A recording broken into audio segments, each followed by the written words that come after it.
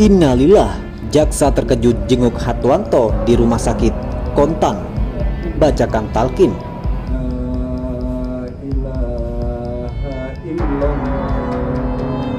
Anda karena hanya kepentingan sesaat, Anda sudah fitnah habaib kemana-mana sekarang. Tanggung jawab nanti sama Rasulullah.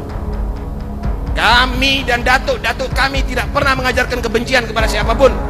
Kami datang ke Indonesia bukan untuk menjajah kepada Anda, tapi kami, datuk-datuk kami semuanya datang kepada Anda untuk mencetak ulama, kiai-kiai ada di Indonesia ini. Awas, Anda tanggung jawab sama Rasulullah SAW. Apa kata Nabi? Al-anun nas, manusia yang paling terkutuk, manusia yang paling terlaknat, manusia yang bangsat, manusia bajingan. Siapa mereka? Man lam yuhibbullah, orang yang tidak cinta kepada Allah, itu manusia paling terkutuk. Man lam yuhibbi, dan tidak cinta kepadaku, kata Nabi Muhammad. Wa lam yuhibbu ulama, dan tidak cinta kepada ulama. Nah, saudara-saudara yang dimuliakan oleh Allah, manusia yang paling rugi, manusia yang paling terlaknat, siapa? Mereka orang-orang yang tidak cinta kepada ulama, yang tidak sayang kepada ulama, yang tidak menghormati ulama. Mereka adalah orang-orang yang terlaknat di dunia dan di akhirat. Luar biasa, beraneka ragam pencitraan kriminalisasi ulama. Ulama dituduh teroris, ulama dituduh penjahat, ulama dituduh sebagai koruptor, ulama dikriminalisasikan. Ini pencitraburuan terhadap ulama. Targetnya tentu jelas. Yang pertama, target pencitraburukan ulama adalah agar satu, umat Islam tidak lagi mempercayai para ulama-ulama mereka. Padahal al-alim, orang-orang yang berilmu inilah, dari lisan mereka lah, dari dada-dada mereka lah keluar kalimat-kalimat Allah dan solusi-solusi Islam.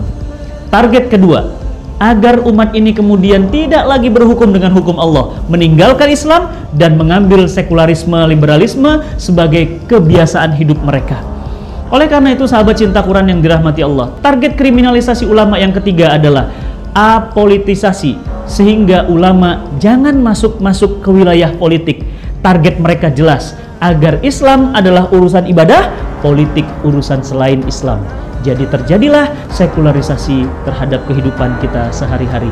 Tiga target ini jelas. Oleh karena itu, ulama adalah sosok yang amat sangat dimuliakan.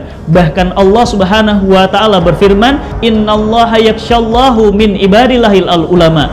Sesungguhnya orang yang paling takut kepada Allah adalah para ulama. Jadi para ulama bukan sorbannya yang segede ban Vespa. Ulama bukan jenggotnya yang panjang kemudian tubuhnya yang besar.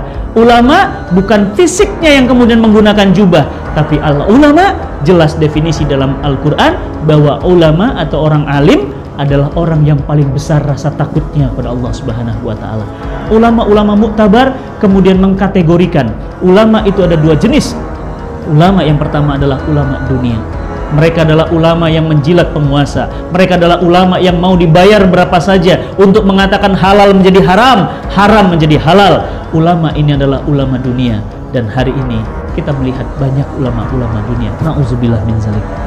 Bahkan Rasulullah SAW menghabarkan nanti di akhir zaman ada sejahat-jahat manusia di kolong langit. Masya Allah, di kolong langit ada sejahat-jahat manusia. Siapa mereka ya Rasulullah? Ulama-ulama kalian. Ini yang disebut sebagai ulama-ulama syuk. Dari lidahnya, dari lisannya keluar haram menjadi halal, halal menjadi haram, tergantung fatwa pesanan penguasa. Masya Allah. Dan tipe yang kedua adalah ulama yang dikategorikan sebagai ulama akhirat. Inilah ulama yang dirindukan umat. Dia senantiasa berdiri di depan umat, menjadi orang yang paling berani di hadapan penguasa yang zalim. Rasulullah SAW bersabda, Sayyidu suhada Hamzah wa rajulun qoma ila imamin jair fanasahahu faqatalahu. Penghulu para suhada adalah Hamzah bin Abdul Muttalib, dan orang yang berhadapan dengan penguasa zalim lalu dia menasehati penguasa itu, lalu penguasa itu membunuhnya. Ini adalah ulama akhirat, berani mengatakan kalimat apapun meskipun berhadapan dengan kematian. Ulama akhirat, ulama yang dirindukan, didambakan umat. Oleh karena itu, kita ini adalah orang-orang yang belum sampai pada derajat al-alim. Maka yang pertama, tingkatkan level kita menjadi orang-orang yang takut kepada Allah, takut mengungkapkan kalimat yang hak di depan penguasa yang zalim, takut menyimpan kalimat yang hak di depan penguasa yang zalim, takut kemudian agar kemudian menyampaikan kalimat yang benar di depan siapapun.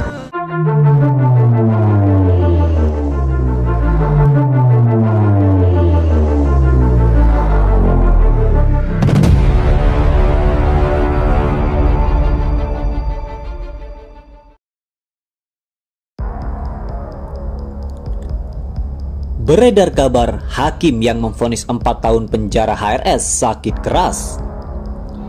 Saat ini beredar kabar Hakim Hatwanto yang memberikan vonis 4 tahun penjara Habib Rizik Syihab dalam kasus RS Umi Bogor sakit keras.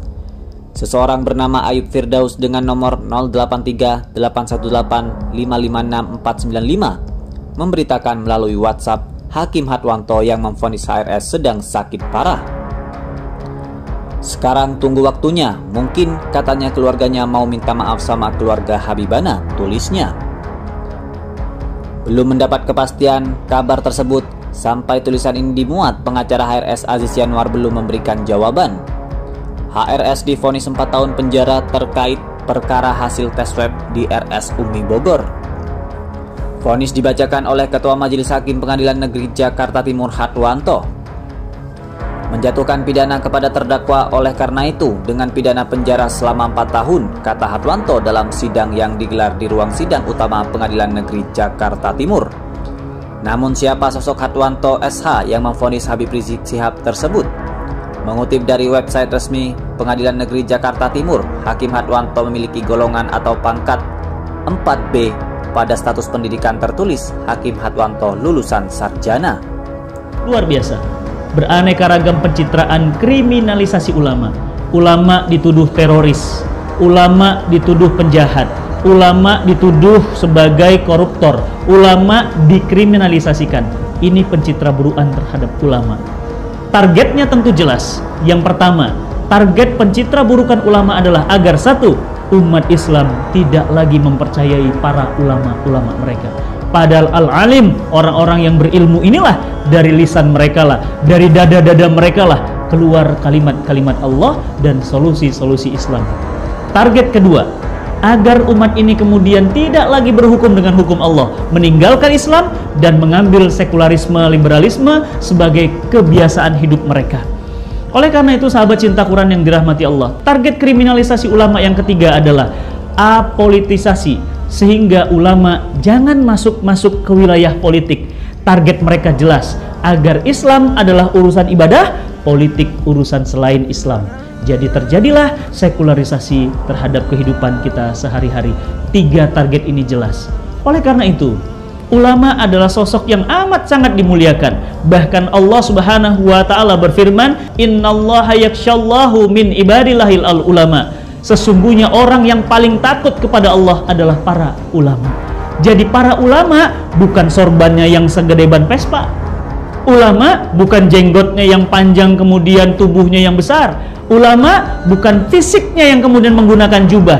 Tapi ulama jelas definisi dalam Al-Quran bahwa ulama atau orang alim adalah orang yang paling besar rasa takutnya pada Allah Subhanahu wa taala.